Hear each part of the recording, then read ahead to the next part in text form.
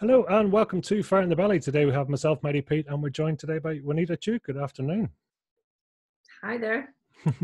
Thank you for coming on, Juanita. It's great to have you. And tell us, Juanita, who are you and what do you do? Well, firstly, thank you for inviting me to take part in your podcast. My name is Juanita Duke. I'm a serial entrepreneur, an author, and a wealth coach. And I'm also a mum to 2 children and 2 grandchildren and 2 dogs and a wife. There's a bit of a two thing going on there. You know, 2 children, two grandchildren, 2 dogs. I love that. So serial entrepreneur. That sounds great. I'm looking forward to getting into this. So tell us, first of all, what's Fire in the Belly? What does that mean to you? It's a burning desire. Yeah, perfect. That's what it means to me. Have you heard of it recently or heard of the actual term? Oh yeah, all my life I've been aware of the term. Never really thought too much about it, but it's something that's kind of been, something I would have read in books and heard people talking about. Yeah, for a number of years. I've been kind of studying personal development and things for many years, maybe 20, 30 years, just reading books, not in any big major way, but just started off probably in airports picking up books when I was on a flight, and so terms like that I have definitely come across. Yeah. Out of interest, what were the early books that you remember buying? Probably Bob Proctor, Jim Rohn, Steve Covey, people like that. But I think probably Bob Proctor and Jim Rohn would be the ones that I can remember. I'm sure there was loads of others. Chicken Soup for the Soul, when that first came out, so that's many years ago now. So tell us, we're going to have to do a bit of an induction. You have the 2 dogs with you there. Who's who here? This is one's Morley. This is little Morley. He's only got 3 legs and he's got spinal issues, so he's just snuggled up here at the side. Ted's a younger dog. He's only just over a year old, so he's a bit more fidgety. So he's chewing on his ball at the minute. So if we hear slurping in the background, we know it's not you. It's not me. It's the dog. Love it. So it's massive passion of mine, dogs. Oh really? Okay. All my life, dogs have played a major part. From my very first years when I begged my parents to get me my first dog, and they relented and got me a hamster, and it just didn't cut it. And then I still kept pestering, and they said, okay, right, well, we'll get her a cat, and then the cat unfortunately disappeared one night, and eventually, after many years of begging, they finally gave in and got me a little toy poodle called Mick, a little chocolate toy poodle. Oh wow, what age were you? I was 12. It took me from probably about 6 or 7 to age 12 to actually get that dream of having my own dog, and never really been without them since. Oh wow. Because that's a long time and a long passion to try and get yourself a dog. I'm sure your parents were sort of sick to the back tooth. Are you asking? Absolutely, yeah. But I gave it eventually. Love it. So take us right back then, Juanita. Where are you from originally, and talk to us about your upbringing. Born in Glengormley, Northern Ireland. Moved to Carryduff when I was 7. Went off to boarding school when I was 12. Then I'm a bit of a Romany. I've lived everywhere I've been. From boarding school, I went back to Carryduff, to Dundonald. These are all Northern Ireland for people who are listening and that aren't familiar with the terms. Then I moved to Dramara. Then I moved to Canada, to Ontario for a few years. Then back to Newtownards. Then Moira, then Lisburn, then Armagh, and now I'm in England. So I've been all over the place. I'm kind of like, there's no place that I would say that's home for me, apart from Northern Ireland does feel like home, even though I'm in England now. But I'm not really attached to any particular bricks and mortar. I'm quite happy to be moving about. What was sort of causing you to move then, or what was the instigation? Well, obviously the big move was the move to Canada, and that was around, it was 1987, and it was around the time of the Poppy bomb or Remembrance Day bombing in Enniskillen, and I had young children, and I just thought, this isn't the country to bring up my children. You know, I just did not feel safe. So I can't remember the year. I think maybe it was around 87, something like that. But then whenever we got to Canada, this was pre the internet. This was like long distance international phone calls that cost an absolute fortune. So you maybe phoned your parents once every couple of months, and you wrote letters to your friends, and you waited a month for that letter to get to them, for them to write a return. So we really just got homesick, thinking, yes, it was a nice idea to take our children to Canada and experience a life that was free from that fear of living in the height of the Troubles. But actually, the price you pay is that they don't grow up with grandparents and cousins, and you miss out on your family friends. So we ended up just coming back again. Oh wow! So long were you in Canada for then? About 3 years. Brilliant. Absolutely loved it. Really, really lovely way of life. But as I say, just came back for the family. And Ontario, what brought you there? My sister had been living in Dublin, and she had gone the year before, and she had moved to just outside Toronto. So it made sense for us to go to near where my sister was. And also I had an aunt and uncle and a couple of cousins that lived in Toronto. So that was just kind of made sense. Like a bit of a home from home then for you? Yeah. There's a little bit of, you know, somebody familiar there. Brilliant. So take us back then. So, you know, there in Glengormley and Carryduff, really, you know, first of all, had you brothers and sisters or much of a family? 2 sisters, and I'm in the middle. Middle one. So you're the special one. I don't think the middle one's the special one. I think the first one is the favorite, and the little one's the baby, and the middle one just has to get on with it. That's how I see being a middle child. Just don't make too much noise, you'll be all right. Yeah.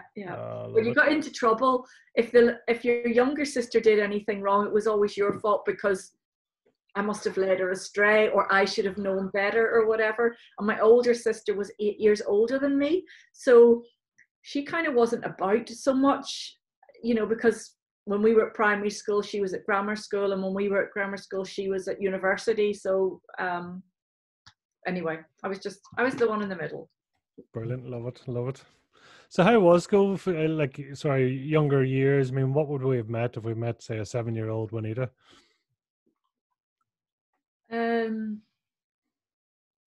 Quite independent, always happy with my own company, able to amuse myself, passionate about animals, knocking on everybody's door in the neighborhood that owned a dog and asking, could I take their dog for a walk. I also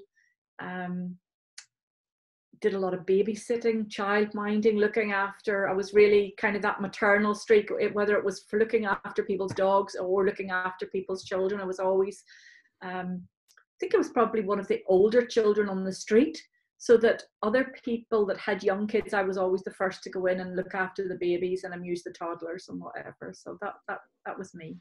There's a bit of an entrepreneurial streak there.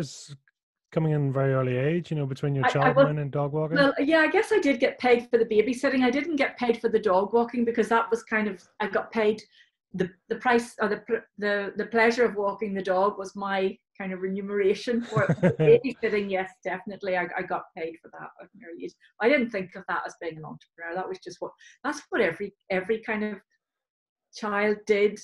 When I was growing up, you got a few pennies for helping out some parent on the street, you know. Well, what did the money go toward? Can you remember? Oh, the Bunty, which was a comic. Yes, a comic and sweets. That's what it would have been. Yeah. Oh, I love it. It's always great. So tell me, how was school then for you at that age? I mean, was that something school did it for you, or not really? Yeah, no, primary school I absolutely loved. I was very fortunate in that we went to a prep school. Very small classes. I came away from school, in the primary school, in the top stream, like one of the best children in the class academically. Mm-hmm. I kind of lost that when I went to grammar school, and I don't know if that was because I found it so easy in the prep school to be at the top of the class without really much work. And then when you went into grammar school, I kind of thought, well, I could just coach tier 2, and that plan didn't work out for me. But certainly I loved primary school, and I kind of believed anything was possible. I remember believing that anything was possible when I was at primary school. Oh, wow. And think of, we had a writing competition, like to have, when I was at school, you learned with an ink pen, and it was italic writing, so like it was quite a while ago. And I remember that they in P7 the teacher had like a writing competition because she wanted everybody's writing to be a little bit neater than it was. And I can remember having absolute total belief that I could win that weekly prize of the best handwriting in the class. And I won it like week after week after week until the teacher finally abandoned the competition because it was clear that nobody else was really, there weren't, I think maybe the others got a little bit disillusioned that they could win it because I was always going to win it. But there was something in my head, even at an early age, that if you set your mind to do something, there was no question that it wasn't possible, you know. So that was me at primary school. Where do you think that came from, out of interest? I think it must be just from perhaps the teachers, you know. I don't know. It's just it was there, or maybe it was my parents, or maybe it was because in the neighborhood where I grew up, I was one of the oldest children. In fact, I probably was the oldest child, so I probably got a lot of responsibility, and that responsibility gave me a belief in myself because maybe I got a lot of praise. I don't know where it came from, but it just was there. So tell us about your parents. What did they do, or what was their background?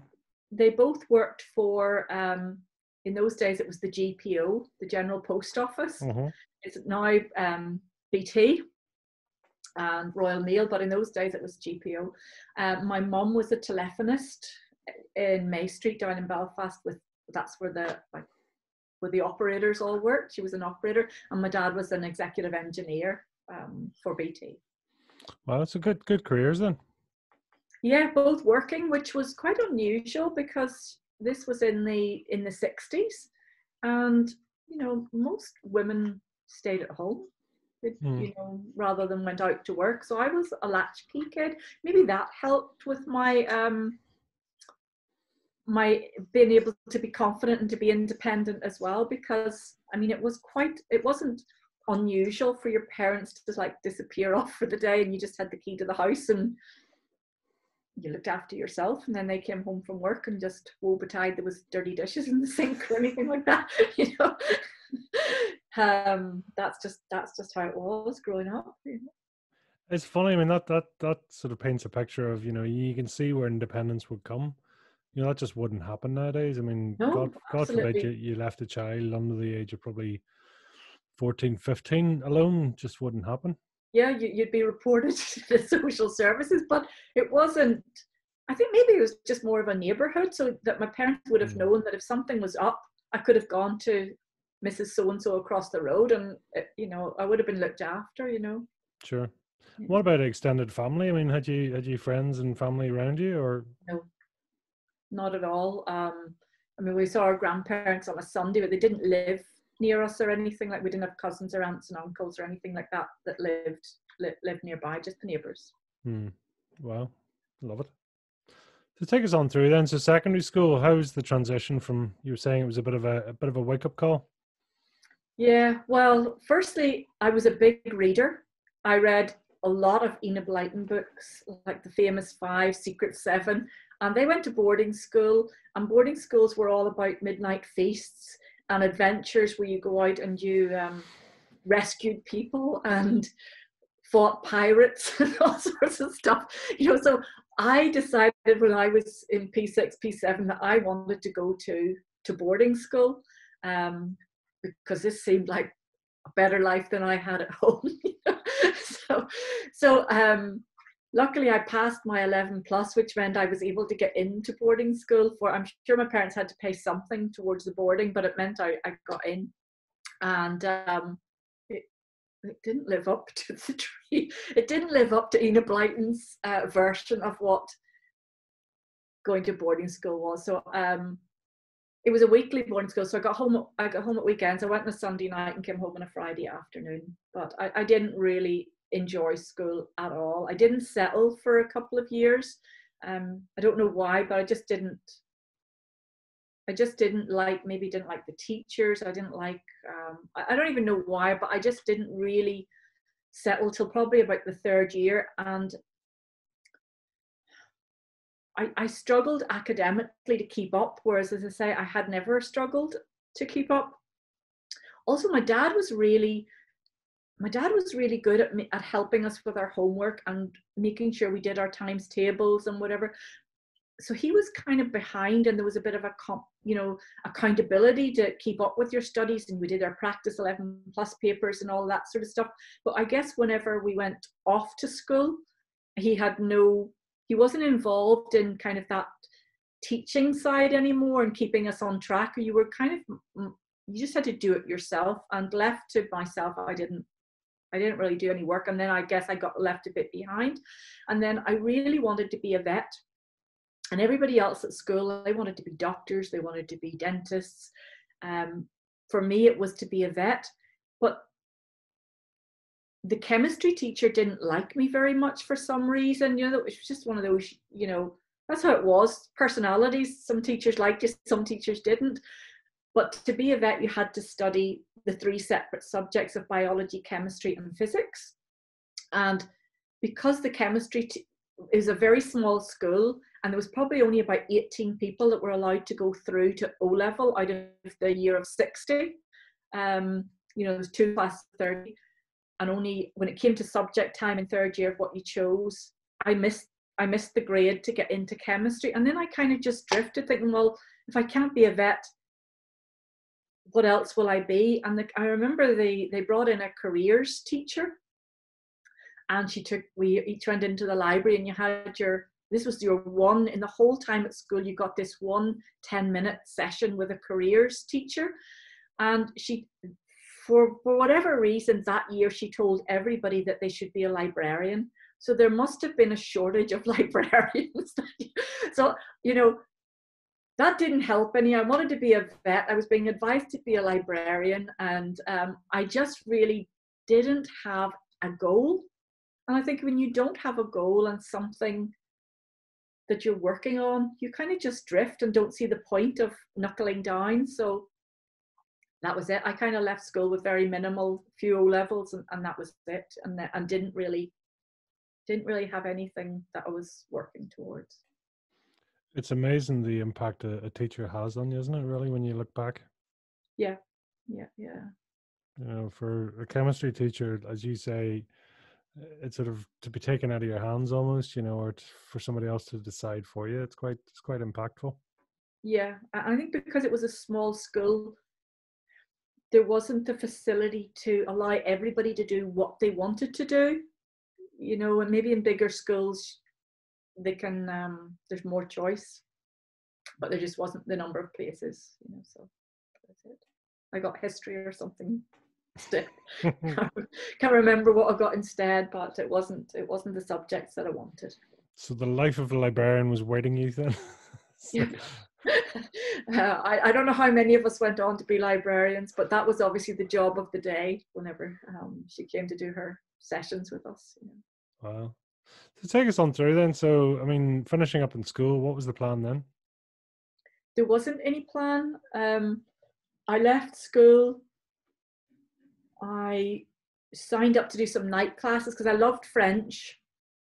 And I wanted to study. That's the only really, I loved maths and I loved French. And I thought, well, I'm not going to go back to school to do A-levels. I'll maybe do them as a night class. And I just got myself a job in the local grocery store. And then I met my first husband, and he was my first boyfriend. I was 16 years old, very naive, knew nothing, thought this was the love of my life, and ended up getting married when I was only just shy of my 19th birthday. And now when I think about it, it's absolutely horrifying that anybody would be getting married. But it wasn't that unusual. It wasn't necessarily common, but it wasn't unusual for somebody to get married that young either. And then by the time I was 23, I had my first child. So, and then I chose to be, and something I don't ever regret was I chose to be a stay-at-home mum until my children were about 8 and 10, and then I kind of started doing some part-time work. But that's kind of where I went from straight out of school into a low-paid job, and into motherhood, really. And tell me, were you reading a lot of personal development still at this stage, or No, can you remember? not at all. That didn't start until probably around 95 or so, or maybe the early 90s. Yeah, probably around 95. I went to work for a company called Sofa Workshop. I don't know if you remember them. They used to be in the old Habitat building, and I was employed as the retail manager for them. And they were a national company. We were the only branch in Northern Ireland at the time.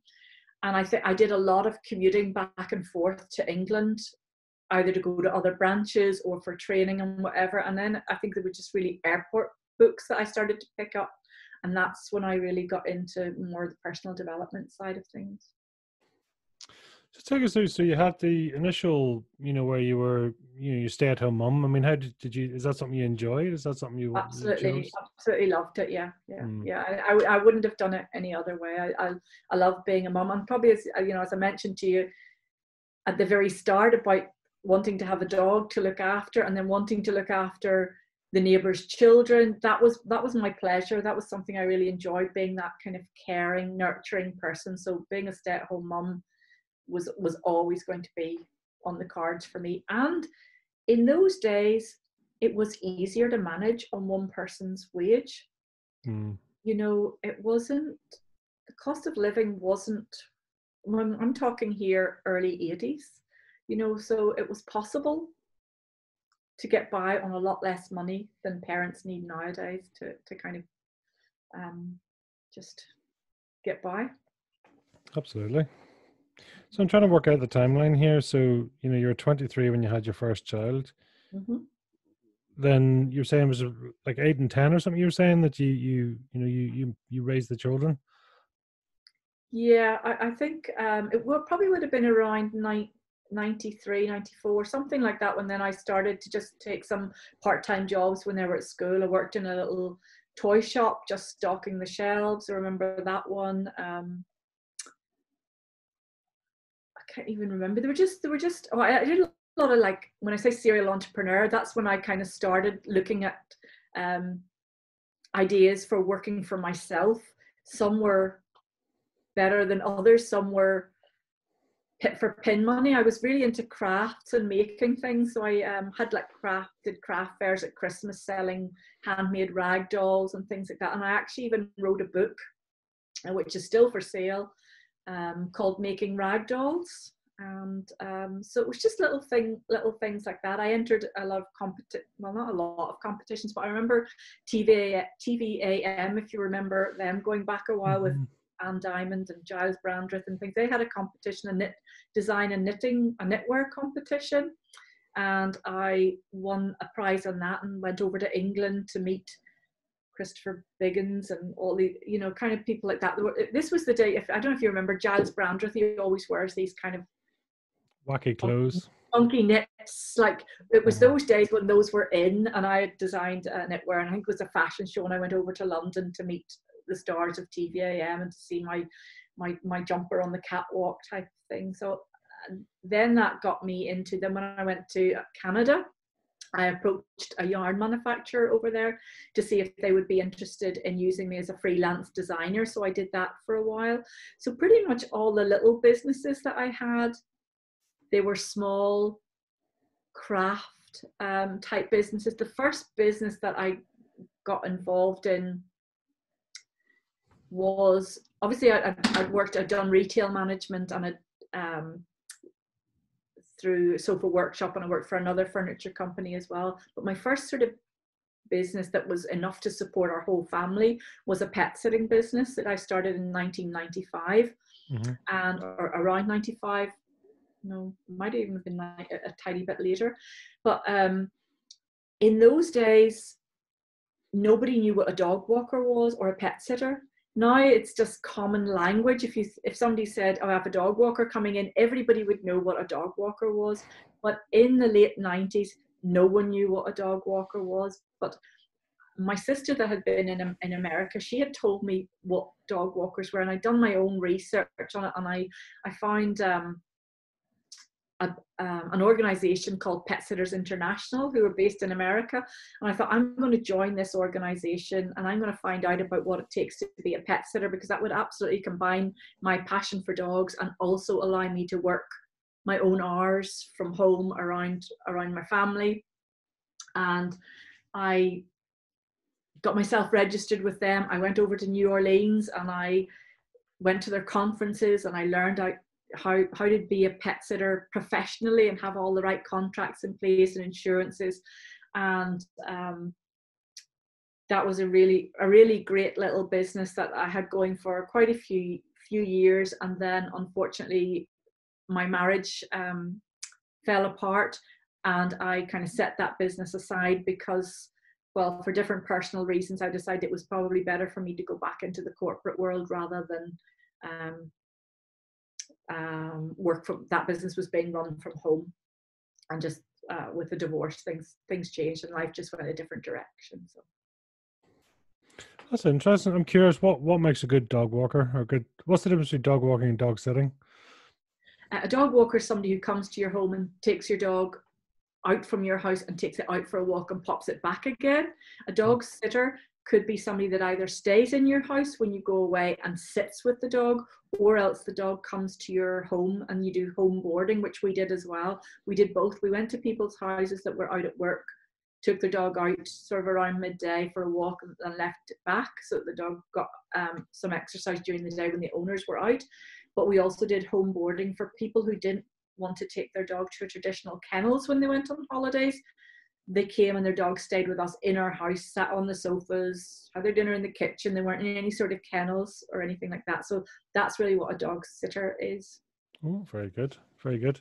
And what makes a good dog walker then? You're saying, because that was your main business, right? It was the dog walking side. Dog walking and the dog sitting, the home boarding. You know, Okay. they were both equally, and cat sitting. Then we did as well. Well, I think you have to genuinely love dogs. There are people now that are doing it and they're just doing it for the money, because there's a market there, and they're maybe not as ethical as they should be. But for me, it came from a genuine place of passion for dogs and wanting to look after them and wanting to give people a really good alternative to, one, leaving their dog at home alone all day while they were out from maybe 8 in the morning to 6 at night. And as I say, for the home boarding, it was for people who wanted to be able to go away and enjoy their holiday, knowing that their dog was happy in a home environment, not in a kennel. So I would say that, you know, really having a genuine passion and a love for the dogs is where it is, how, you know, that's where I came from, a place where I came from. I'm just, well, a couple of things there. I mean, I'm curious there that, 95 seems to have been a bit of a pivotal moment, your personal development, that your time in then the sort of the corporate world as such, as well. And what triggered that just before then? Do you know that sort of change, or that?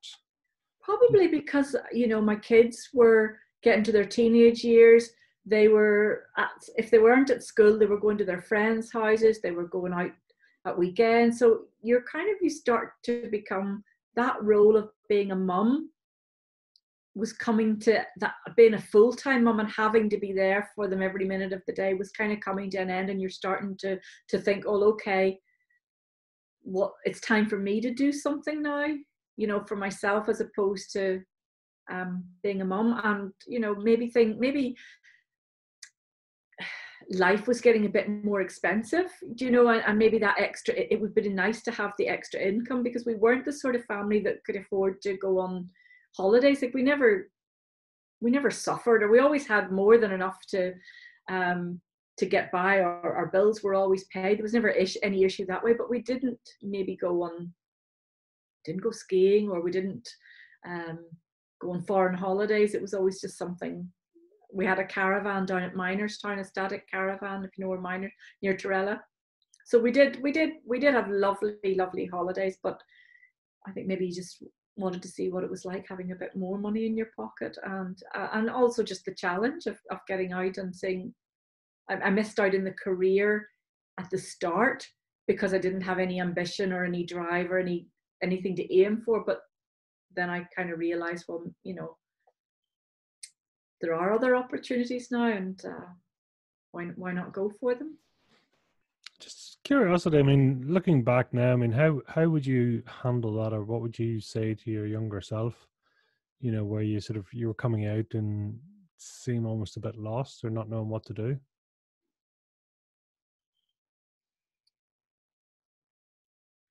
At what age do you mean? At what stage? Saying to myself, Well, I'm curious there. I mean, because even I suppose around the time, you know, when you're sitting with the careers teacher and they're suggesting one thing that just obviously doesn't quite tally for you, or you know, veterinary was, you know, yeah, an option there. I mean, because I suppose nowadays you say, well, if you can't be, you know, if you don't want to be a vet, then you could be a veterinary nurse, or you could be 50 other things, you know.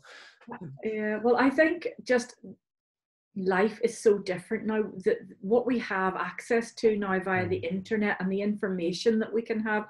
I mean, you can learn about any subject at any time at the click of a button. So I don't know that I could have given myself, or anybody could have given me different times, you know, different advice, because times were just different. Just there wasn't the access to knowledge and access to opportunity then that there is now. Yeah. Bit of a curveball, and I probably know the answer to this. Cats or dogs? Dogs. Do you ever walk, or I mean, I don't know if you can walk a cat, or you know, can Yeah, you? I used to have a Siamese cat, and I used to put a harness and lead on it and take it out for a walk. So I do. I've had cats, you know, both as a child at home. As I say, I got a cat after the hamster, but it wasn't a substitute for the dog. And then later on in life, I did. You know, I've had cats as well, but dogs are really. I think it's because you can get out and about with a dog. You know, I like to get out in nature, and I like to get out and walk. And a dog's a better companion, really, for doing outdoor stuff. So, Where did that come from originally? I mean, what's the first dog you remember? Or was it a neighbor or grandparent or something had a dog? no, my grandparents didn't have a dog in my lifetime. They did have one before I was born, because they had a lead and a collar that hung up, and nobody was allowed to touch it, from a dog that they'd had that had been put to sleep. And it's called Judy, and it was a Maltese, but I never met it, but it was definitely revered. The memory was something that they held dear. I think it was neighbors' dogs, just, you know, I don't know, maybe, you know, not that we had a lot of television growing up, because there wasn't much, but I did tend to like programs like Black Beauty with the horse and things. And obviously a horse wasn't an option when I was growing up, because that was just, I mean, it just wouldn't even occur to you that your parents would be in a position to buy you a horse or a pony or whatever. So a dog was probably kind of the closest thing that might have been accessible to me. So I, as I say, I just enjoyed walking the neighbours' dogs. So. And you always, I mean, I'm just curious, I suppose, you know, with dogs, do you find that they're naturally warming to you? I mean, do you have a connection with dogs? Yes, I believe that I am. You hear people talking about being empaths and understanding people. I can look at a photograph of an animal and pick up on its energy, you know, on if it's feeling sad or worried, or I don't even know how I do it, but I can just tell what a dog is feeling emotionally by looking at it. Oh, wow. And when you say see, you know, or feel the energy, I mean, can you actually see the energy around the element itself, or it's just something you pick up on? No, it's just a feeling that I pick up on. In the same way, if somebody walked into a room, they can sense an energy that, oh, something's just gone down before. You know, when you walk into a room and maybe somebody's been arguing, and you can just feel that there's a tension in the air, even though there's nothing other than feeling that energy. I guess that's what I can feel around dogs as well. Just a gut feeling. Well, that's very interesting, and especially, with housing dogs and all that, because you're changing their environment, and I know dogs can generally be quite sensitive to changes, their owners leaving them, or so there's a Yeah. lot going on there. So that's quite a talent. Maybe it's just something that, because I've been around dogs for so long, it's just something you naturally pick up, and no matter if I'd been in a different field, it's just something that comes with the territory and spending so much time around them. What about the obedience side? Is that something you deal with the dogs?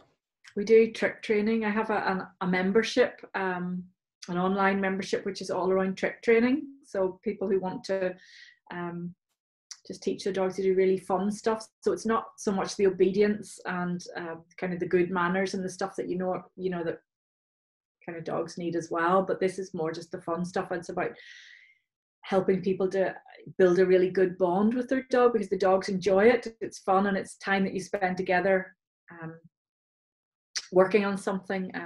It just creates that deeper connection and the deeper bond. Yeah, tell me, what characteristics would you say a dog has that, as humans we would, sort of really benefit from? Well, they live in the moment. They're not really interested in what's just gone by or what's about to happen. They're just in the moment, enjoying life. And I think that's a good thing to try to emulate, or to be like. Just concentrate on what's actually happening now. That's true. Well, as I say, man's best friend, and they don't tend to hold grudges. Well, I haven't met any dogs that are holding grudges. No, they're any of that I've owned, they've always been they're always very, very devoted to me. I mean, I am the center of their world. They tend to kind of pretty much adore me and focus on me, and they want to be with me, and their love is unconditional. They don't ask for anything in return. Obviously, that just feed me and water me and cuddle and love me, and that's kind of, they have very low demands. Brilliant. And there's a reoccurring theme that seems to be coming up as well. I was just curious that you do seem to like a bit of a competition. We're getting the handwriting competition, the craft, the knitwear. Is there something, you a bit of a competition buff here? I wouldn't think that I'm overly competitive against other people, but I think I do like to challenge myself.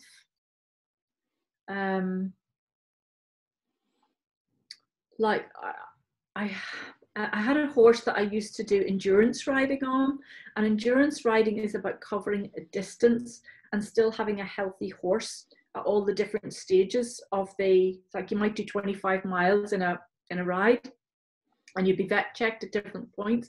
So the challenge is to have your horse's heartbeat at a certain rate when you come into the checkpoint. So I'm not competing against anybody else in the field that day. It is literally just my own horsemanship. So I like that level of competition, to challenge myself to be better as opposed to be better than anybody else, if that makes sense. It does. Yeah. That's interesting. Almost a challenge about what's possible, or the system, or how, as you say, how to be the best you can be. Yeah, that I would say that's more than competing against other people. That's not really, even the one winning the competition as a child, it wasn't to beat everybody in the class. It was to prove to myself that if I wanted to win that competition, I could win it. Nothing to do, irrespective of everybody else's performance. Just out of curiosity, who was your stronger supporter? Your mother or your father? Who was the one that always you felt was behind you on these challenges? I would say my dad. Unfortunately, he's passed away now in 97, but he was a pretty supportive dad, I have to say. Yeah. I was interested because you were saying that he, in the junior years, he was helping you with the homework and stuff. That was quite forward thinking. Yeah. No, he was a really good, family man. He liked nothing better than to, take us in the car on a Sunday and do the Sunday driving things. That's what, now people go away anytime, but when I was growing up, a Sunday was a special day, you know, where you got in the car and you took a picnic, and my mum probably would have stayed at home, but I would have gone off with my dad and maybe gone up the Mourne Mountains, and I think that's probably where my love of nature is. It's probably not, now when I think about it, my love of horses. My dad, if we'd been out for a drive in the country, if there'd been horses in a field, he always would have stopped the car and would have got out and would have lifted a big bunch of grass from the verge and tempted the horses over to have a bite. So I think he came, I wouldn't say that he necessarily came from an agricultural or a country background, because he didn't. He grew up in Belfast, but the generation before him was kind of from Sligo, and they had a lot of, like the west coast of Ireland had a lot of farms. So I think probably his interest in animals came from his parents. So that's probably where I've got some of my love of animals from. I love it. Obviously, even in the background there, you have the Stephen Brown, the cow. Yeah. What's it called? I think he's called Angus, that one. I have a couple of them. I think he's Angus. I have a guilty pleasure with, you know, pictures of cows as well. There's Owen O'Connor and a couple of his paintings, which are colorful cows. But anyway, yeah, I like them. Yeah, it's just great characters, especially cows. They just kind of do their own thing, regardless of what you think. Yeah. Sorry, I get distracted. But so yeah, so really, I'm curious. I mean, obviously, you were bringing up the kids, and you know, the divorce had happened through that time as well, and so you're finding yourself then, you know, going into, you know, the corporate side of things, really, so 95 onwards. So take us on through then.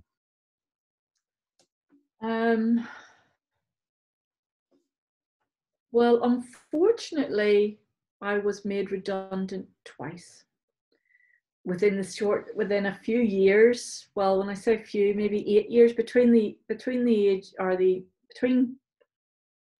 2000 and 2007, 8, something like that. I went through redundancies twice, so that had quite an impact financially on me, because obviously I was divorced and sort of had bought a new apartment and was made redundant, and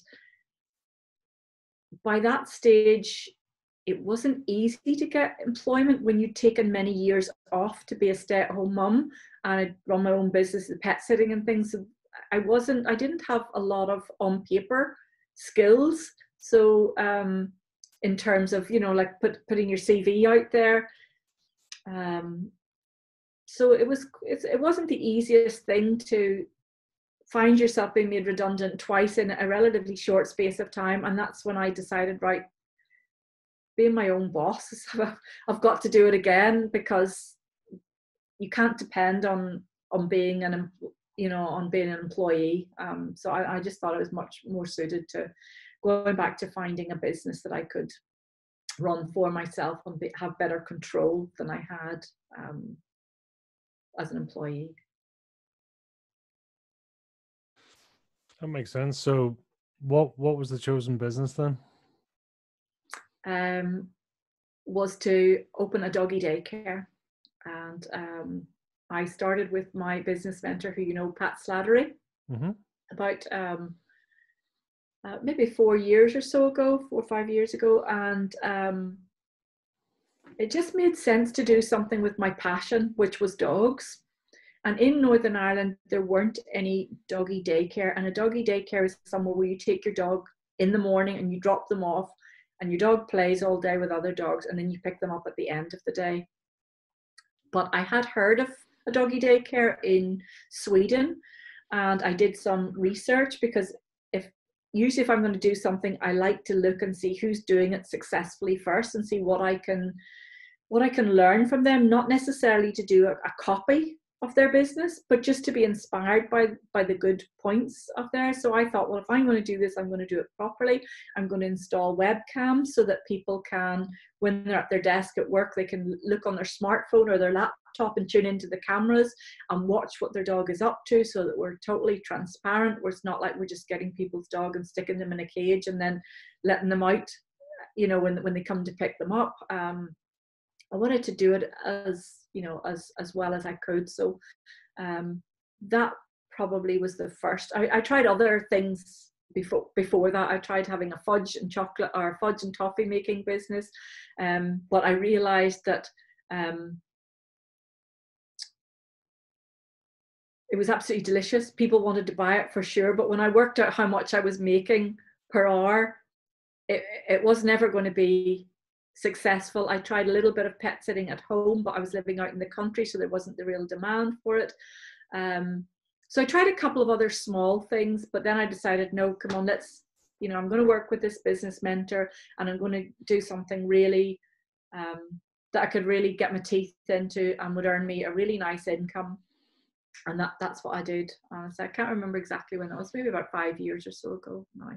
That's interesting. So really from your redundancies, 2007, 2008, then obviously the recession is kicking in and you're trying all these sort of different things, fudge and different things as well. So you have a period of trial and error and going through different options and variations until you eventually come to the doggy daycare side, right? Yeah, that's right. Yeah. It's great. I mean, the persistence there and the fact that you keep going, keep trying and trying is really, it's quite something. It shows a lot of strength. That is my biggest, if somebody said to me, what is your biggest strength? It's resilience. It doesn't matter how many times life knocks me over, I always get back up again. I can't ever, I don't remember a time when I didn't believe in myself. And I don't ever think anything could ever happen to me that I wouldn't be able to pick myself up again, no matter how big it was. As I said, that's what I believe is my biggest strength. Do you know why? I don't know. It's just how I am. I never really thought about it, but I know, like, family members and things, they'll say to me that I'm the most positive person that they know, and that they're kind of in awe of how, no matter what circumstances I have, that I just go, okay, well, it is what it is. So what are we going to do to change it? And I've no idea. I've no idea if that was just something that's in your genes, or it's something that you're to do with your environment growing up, or it's just part of my personality, that strength, that resilience. Because I mean, as a single parent and going through those businesses and all the different trials and tribulations, that's it's quite a that takes a lot of resilience and strength to do all that. Mm-hmm. Yep. But I don't know where it comes from. I just get on with it. That's the sort of person I am. You mentioned there, obviously, your dad passed away in 1997, you said? Mm-hmm. Yeah, I'm sure that was a bit of a tough occasion for you. Very. Yeah, unfortunately, it was cancer, and he didn't, I don't know if it was just a man thing that he didn't investigate it in time, because, you don't do that, men don't, he wasn't the sort of man to make a fuss, but also I don't know how long he knew before he told us, because he didn't tell my mother until very close to the end. He even went for his radiation and everything and didn't tell anybody he was going for his treatments, because he didn't want to worry people. That's the sort of man that he was, so. It's always a tough one, and unfortunately my own mother passed away in 1997. It was sort of a strange time, but that adage, that sort of take of whether you do tell your family and people want to protect those around them, but actually sometimes it's protecting and sometimes it's not. Yeah, so I think he told us in the August and he passed away in December. So we only had about 4 months of from knowing to the end. But by the time he'd passed, he had everything was in order. He'd had got all of his finances all transferred into my mum's name, and didn't tell his friends. Didn't want any pity. It's kind of, he didn't want any fuss. Just quietly, told the immediate family, and we didn't really tell anybody because we respected his wishes. And then he went into hospice and unfortunately passed away in the Marie Curie Centre. But that he's a very private person, very, very good person. Never had a bad word to say about anybody. Wouldn't allow gossip or, you know, anything like that. You know, he was just a really nice, a really good, genuine good person. Well, I mean, it's a different time, I suppose, as well, but it's amazing what, you know, different people, the way they handle it. Yeah, yeah, that was his way, that he chose to handle it, just very privately and without any fuss. And that was how he was in life as well. You know, so. What sort of cancer was it? Prostate that went into the bone. Tough, very Yeah. tough. Yeah, see, I mean, you had a lot going on in your life, and got a lot of things to go through. Yeah, yeah. But hey, That's it. You get on. You just have to get on with it. What choice is it? You know, what other choice do you have but to just, you know, keep on? So take us on up then. So 2015-ish, something, you know, doggy daycare. So where did the idea come from? And then, so you mentioned going over to Sweden to look at an operation over there. No, I didn't go over. I just researched one that was in Sweden. By that stage, there was the, you know, the internet and Brava, so you were able to do research without having to go over the. So that I really just kind of looked at what they had, and you know, I could see that they had cameras, and this was something really, really new. And I joined Pat's mastermind group, and he was kind of quite instrumental in pushing me forward to get it started. He said, right, you know, let's start advertising. I said, you know, but I haven't got any premises yet. He said, no, but you don't need premises, you need customers. You don't need premises, you need customers.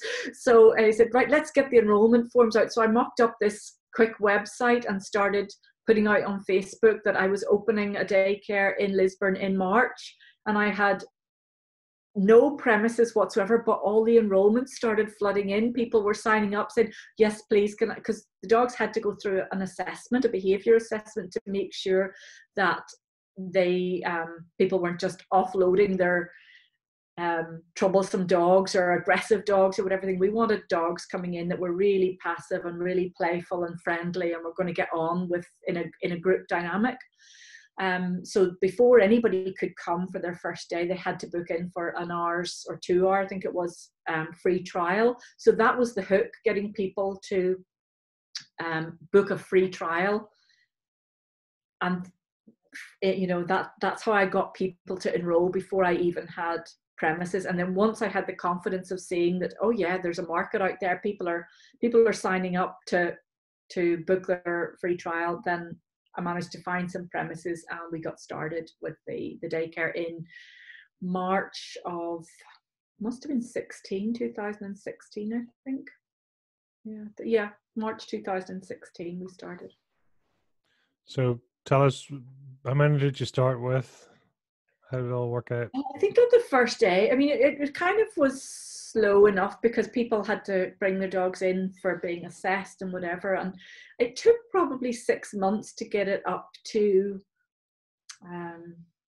maybe 20 dogs a day, something like that. But by the end of the first year, we were at pretty much at capacity at around 35, 40 dogs a day coming into the daycare. And by that time, obviously, I was employing staff as well. I think we had about 2 or 3 full-time staff and 2 or 3 part-time staff as well. So I'm sure. And I absolutely loved it. You know, I mean, I was in my element. What could be better? We expanded. We put on a new yard out the back. The premises were about 5,000 square feet, and we had another maybe 7,000 or 8,000 square feet out in one yard, and then another smaller yard of about 2,000 square feet. So there's plenty of room for them. People absolutely loved the service, and I probably didn't enjoy being an employer. That was my first time of being an employer, as opposed to maybe just having somebody doing a little bit of freelance work for me. But at the same time, my daughter was living in England, and she just had her twin girls, and I really wanted to be a granny. I didn't want to be the sort of granny that came over once or two weekends a year to see her grandchildren. I wanted to play a much bigger part in their lives growing up. So I made the decision that I was going to sell the business and move to England and start working online rather than in a physical premises where I needed to kind of be there on a daily basis. So that was in 2000, and towards the end of 2018, I decided I was going to sell the business. I sold it pretty much straight away to a member of staff. And I moved over to England then in February 2019. I think it was February. Wow, that's an amazingly rapid growth, and a strong business and a strong business model, and then to sell. I mean, that's literally within what, 2-3 years? In 2.5 to 3 years, I had gone from conception to an idea that into a business that was saleable. How did that feel? It actually felt really good to be able to create something that had a really good value at the end of it, and to be able to think that I started it off from an idea and saw it through to being something that could literally change my life, in terms of, if I hadn't had that business, I wouldn't have been able to, if I hadn't been able to sell that business, I wouldn't have been able to afford to just say, right, well, my priority is my family and my children, and I'm now in a position to make those sorts of decisions. And I decided at that stage that I wanted to still continue to work, but I wanted to be location independent, and that was really important to me. So I knew that going forward, I no longer wanted to be tied to staff or a physical premises. I wanted to be able to work from wherever I happen to be, whether that's with my grandchildren, whether it's in France. I do absolutely love France, and we went over a couple of winters ago. I thought, I've always wanted to live in France, so I'm just going to rent a chalet up in the Alps, in the mountains, in the snow for the winter, and just pack my car up and off we go. I still had the daycare at that stage, but I had a manager in. But I just loved that idea of saying, you know what, I can do this, and it was just a magical winter for me, because I just love, as I say, I love France and I love the snow, and took my dog with me, and just had a lovely experience. And that's what life's about for me. It's about being able to experience things like that. I'm really struck by your I suppose clarity because you're obviously not afraid to move around or to change your environment to make things happen. Yeah. You seem incredibly clear on that actually it's almost whatever it takes type scenario. Is that a fair? Yeah, that's very fair. I'm very independent minded, and I'm very driven, and I believe in having goals, and I believe that anything is possible to achieve. You just have to want it enough, and sometimes there's stages in your life where there's nothing really that's a big goal, but when it's really important, I totally believe in my ability to achieve anything that if I set my mind to it, I'll work, I'll find a plan, and I'll make it happen. What makes something important to you? I suppose if it's aligned with my values, and what are your values?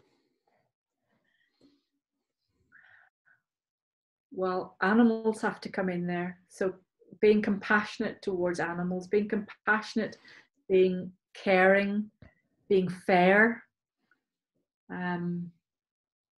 integrity, being honest.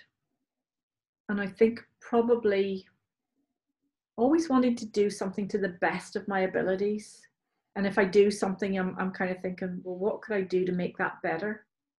And I don't always succeed in everything, in terms of trying to make things the best that they can be, but I always do my best. I always give everything my best. I'm curious, in terms of inner dialogue, Mm-hmm. or sort of how you speak to yourself, talk to us about that.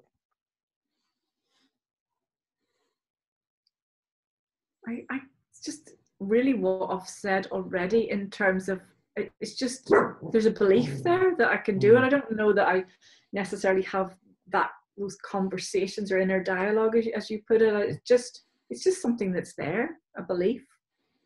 That's awesome. That anything's possible. And I don't know if that's nature or nurture or whatever. It's just me. It's just how it is. That's amazing, you know, and I suppose to have that independence and you know, I love your values, you know, the you know, that sort of compassion. You can see that in there, you know, on the integrity and the honesty side, and it says a lot about your character, and you know, which is great. So you, daughter, twins, off to England, change of scene. Yeah. And so what that brings us up to, well, to very recently. So what's on the cards now? I have a couple of different online businesses. The first one is that I've already mentioned, which is my Tricks and Treats dog training club. And that's really just aligned with my passion, with my hobbies, and my wish for people to have better bonds with their dogs, that they're not just for taking for a walk and cuddling them on the sofa. There's so much more that you can do to have that deeper connection with them. But I'm also a wealth coach, on which I do online, and I help complete beginners get started in the world of investing in property, bullion, and shares and business.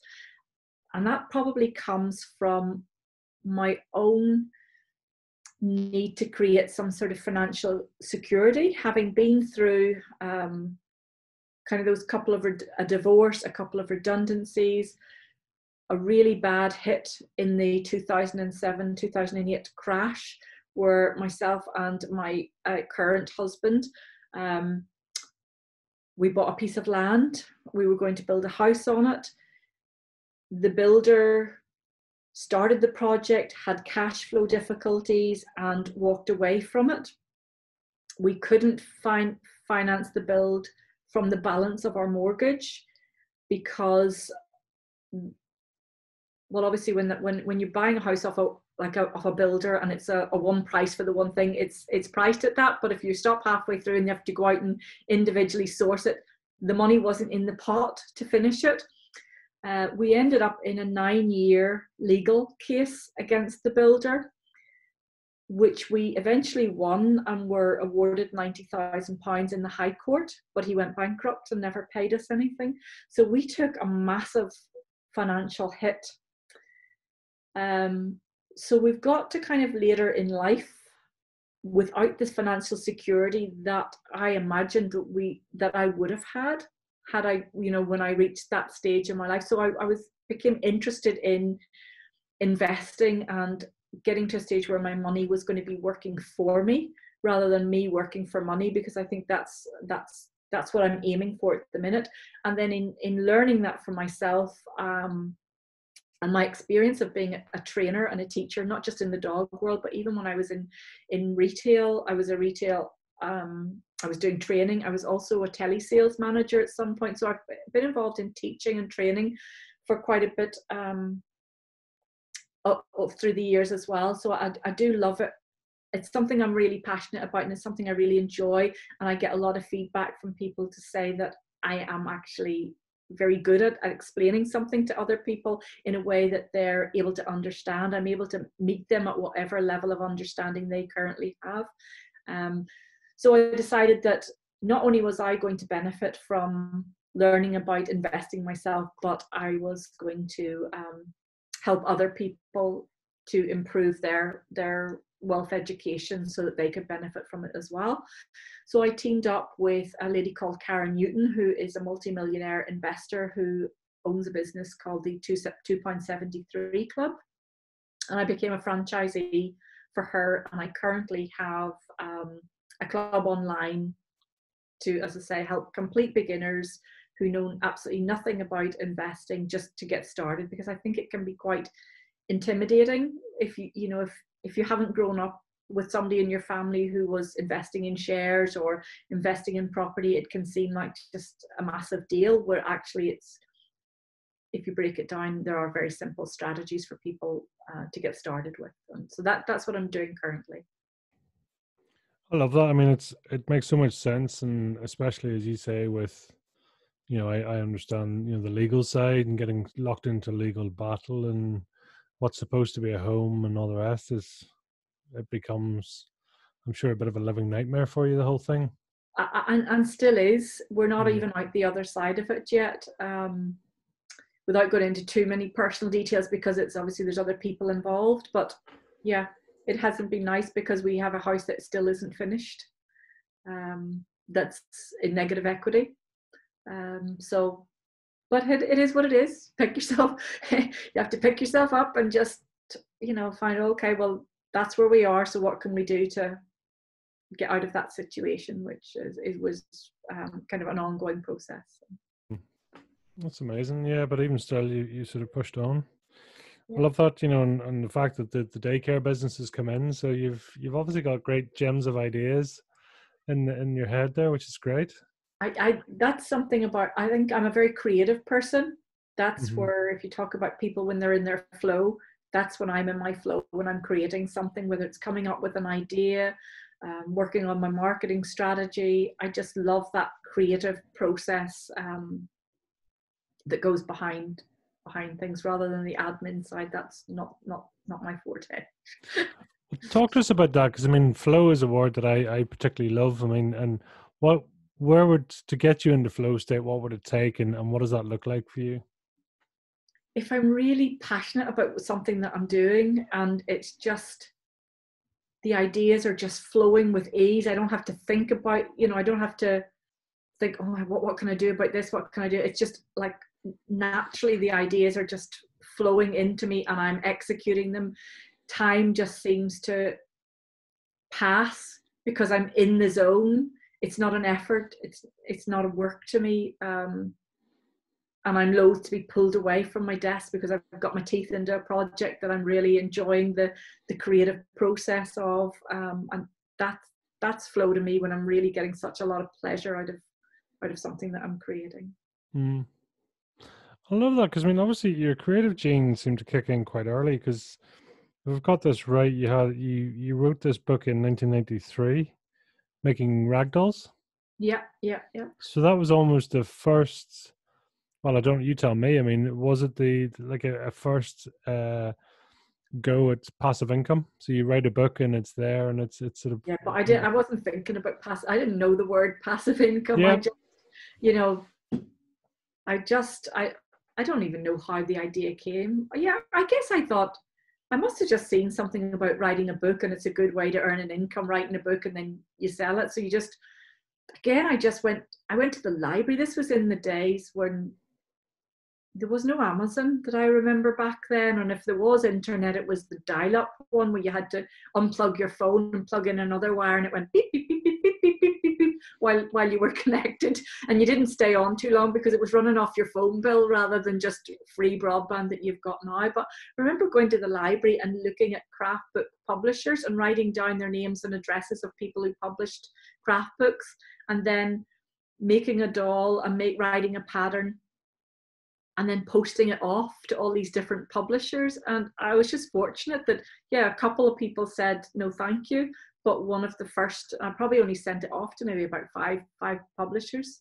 And one came back saying, yeah, we'd love to publish your book. So, Wow. But I wasn't thinking passive income in those terms, but obviously that's what it was. Passive income. I mean, that's very typical of entrepreneurs in general. They don't even know they're doing it. I know for me, I was the same with property. It's just like, well, that's just what you do, right?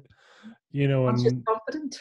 Yeah, very much an unconscious competent. And nowadays I can look back and I can say, well, I was following this strategy. It was like, no, I can assure, well, at the time I wasn't consciously following it, but it just, as you said, somewhere between flow state and natural ability and just desire and passion, that you kept going and you learnt and you found out and you kept going and did it. And success, sort of, favors the fortune, what was it, braveness? I can't remember the saying, but fortune favors the brave. There you go, exactly. So, So even there, the book, I mean, because to write a book, well, one, to collate it, then to send it to publishers and to go through that whole process. I mean, I'm assuming you weren't surrounded by loads of people that were doing this. This was something you took on yourself. No, I don't even remember now, what made me think that it was possible. It's just another example of me thinking anything's possible. Oh, I'll write a book. Here we go. Send that off. I don't really remember how the idea came about. Did you enjoy the process? I mean, is there books in your future? I was very proud of that, because it was published by, it wasn't like the self-publishing that you do now. This was an actual publisher who took it on, who I made all the different dolls in their different guises, and then they went off to a professional photographer who did absolutely stunning photographs. So it really was something to be proud of when it was like in my hands. I remember going to a book signing at Waterstones, and so it was quite a big deal. I love that. And do you think there's more books in you? Well, I've since written another book. It's a dog training one. It's called The Little Paws Dog Training for Children. I did that, I suppose, a couple of years, maybe 2-3 years ago. So that's out there as well. So yes, I actually do think there is another book in me. And it's going to be about France, and it's going to be about property investing in France. Ooh, I like my it. journey. So. Wow.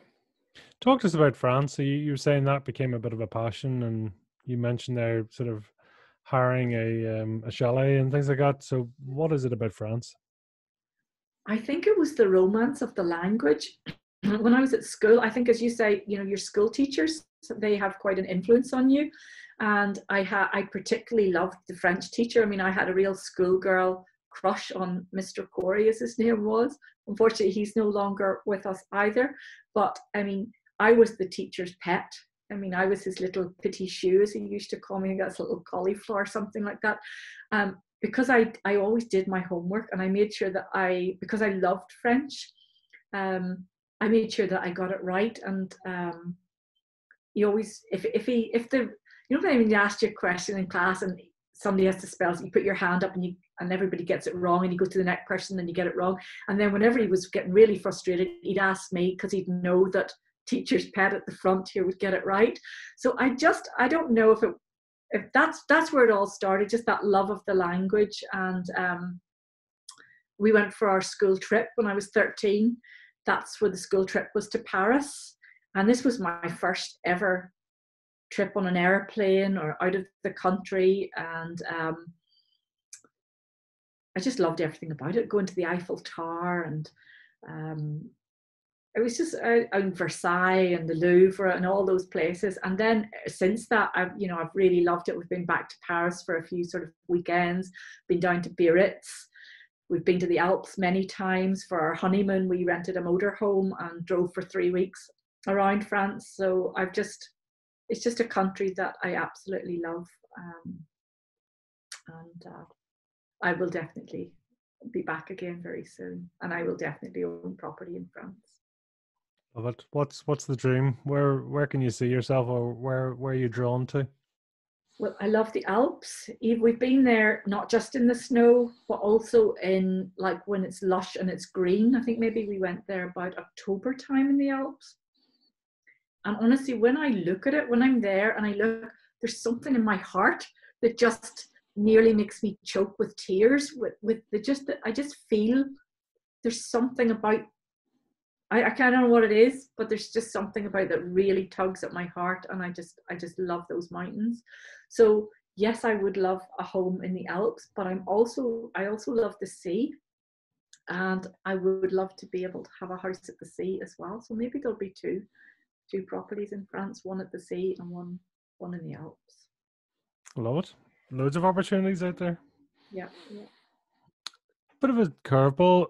Just curious. I mean, I'm not sort of prying into your religion and stuff, but would you describe yourself as religious or spiritual, or where would you put yourself on that front? Definitely not religious. I think maybe that's a Northern Ireland thing. I just saw religion as something that was conflict. Yeah. But spiritual, absolutely. I totally believe in the universe and the law of attraction and energy. like energies attracting like energies, and I love being out in nature. So definitely spiritual.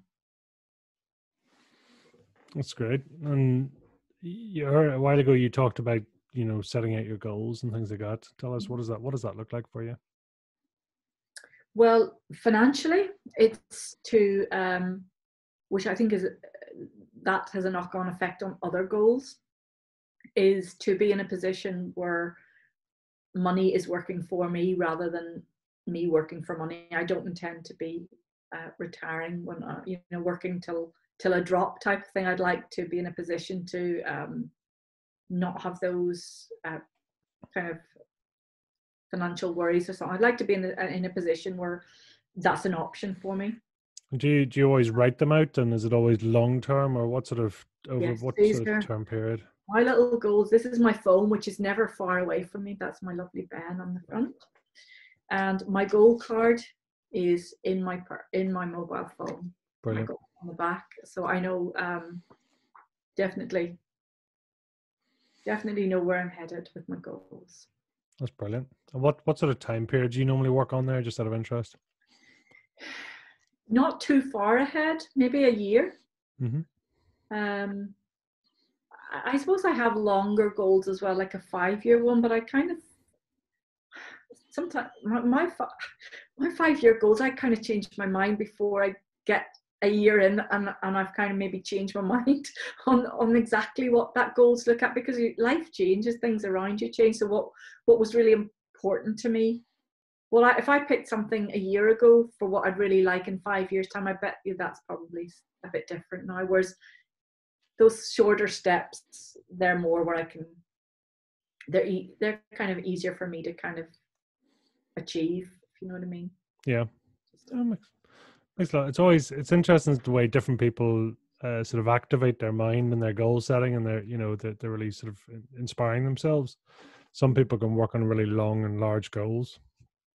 Some people it needs to be broken down into more attainable steps. So it's always interesting how different people attach, and attack it. Yes, yeah. But and you've mentioned a couple of times there about more sort of almost about living in the now, and a bit like sort of animals as well. They're very much living in the now. Yeah. Is that something you sort of actively? Yeah, I definitely. Maybe that's why long-term goals aren't so hugely important, because what's important is today. Am I happy today? Absolutely. Do I have everything I need in abundance today? Absolutely. There's nothing that's really, I'm enjoying today.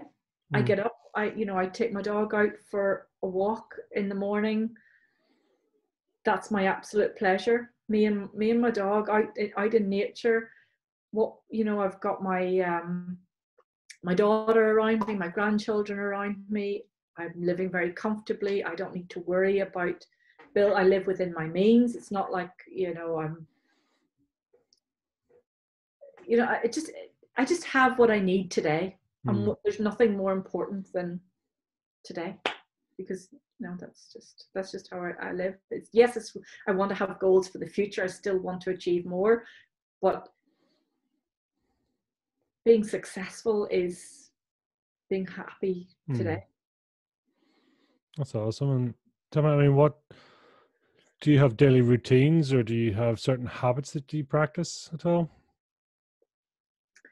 They vary according to the time of the year.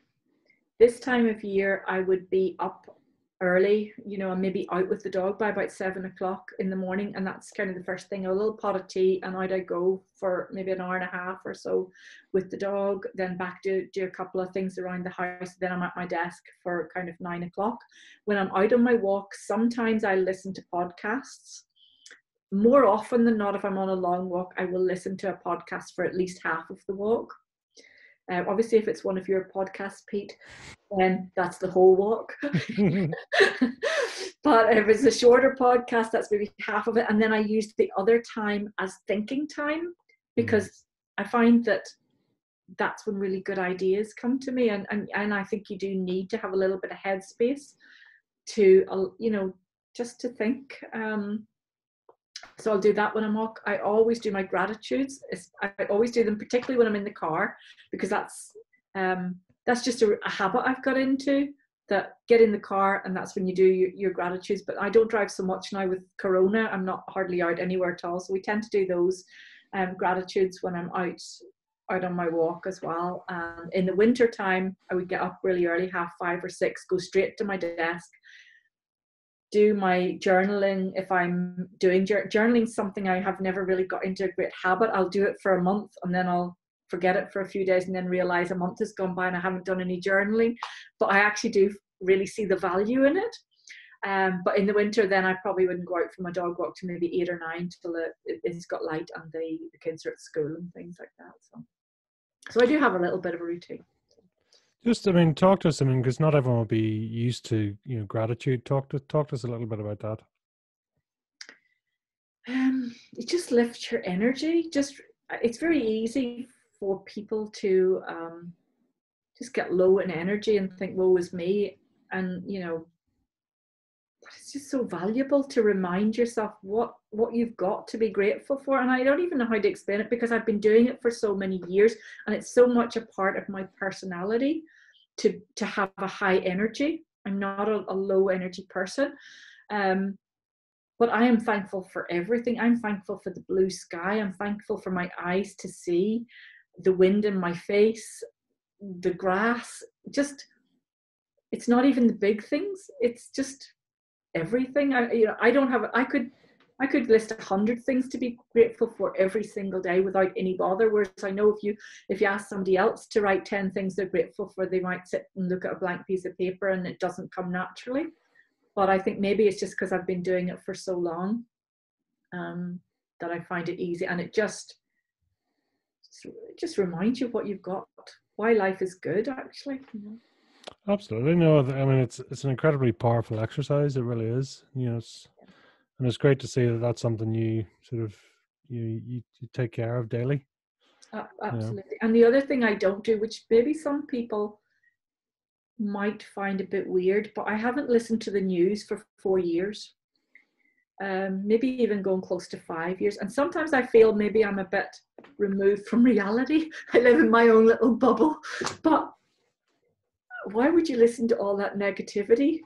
Okay, yeah, I have a little bit of some filters in from other sources like Facebook, or somebody says something, or you see a headline on a newspaper when you're standing in the grocery store paying for, waiting to pay. But I really protect my energy and have done for years. And I don't want to hear people's sob stories, or woe is me type things that, okay, that's very interesting. And on we get on. So maybe a little bit, some people wouldn't understand it, but for me, it works for me, keeps my energy high. Well, it's amazing, obviously, in that time that you've gone on a sort of a news diet, really. You've started and sold a business. You're where you want to be, your goals and ambitions for moving forward, your multiple properties in France, your wealth club there as well. So it's not done you any harm, sort of being isolated from the news. No, I don't think so. I think it's you might look a bit stupid when people want to know who I know who the Prime Minister is, but that's about it, So I'm not very up on my current affairs, but I'm up on my world, So. No, absolutely. Listen, I get it, and I'm the same myself. I don't tend to listen to news or other things, and very much it's sort of whatever's necessary. So yeah, there's a little bit, tiny bit you need to know about what's going on in the world, but especially at the minute. But in small doses. Absolutely. So tell us, I mean, really summarize it for us. What would you say is your fire in the belly then? It's just my burning desire to challenge myself and to achieve things that are important to me to achieve. Yeah, that's really it. That's great.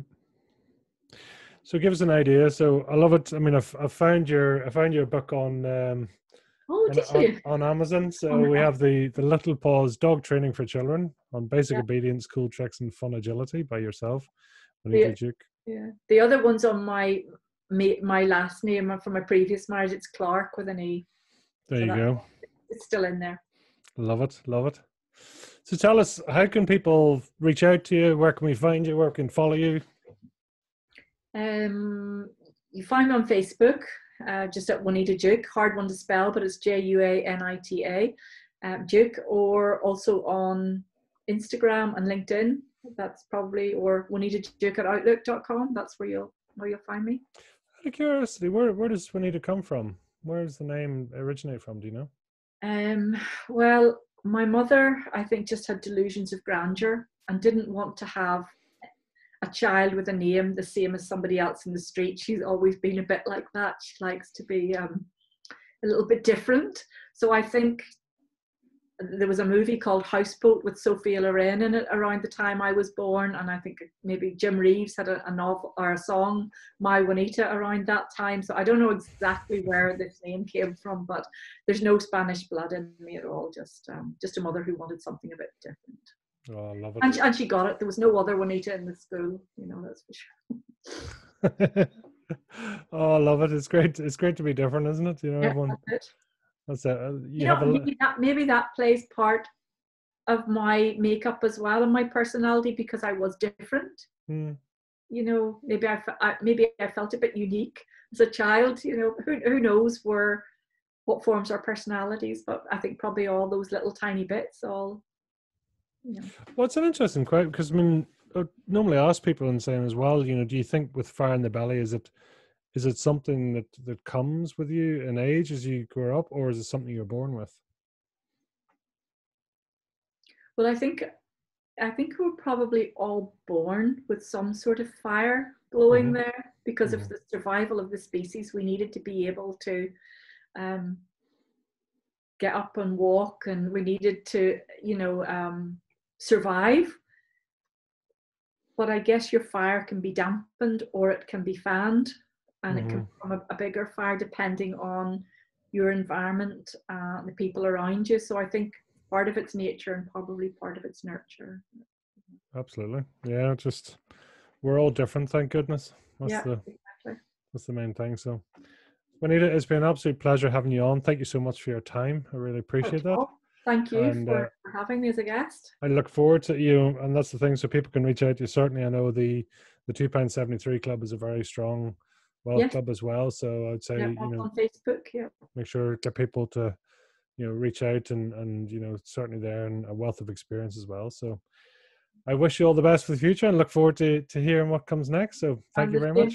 Same to you, Pete. Thank you very much. No problem. Thanks very much. Take care. Thank you. Bye.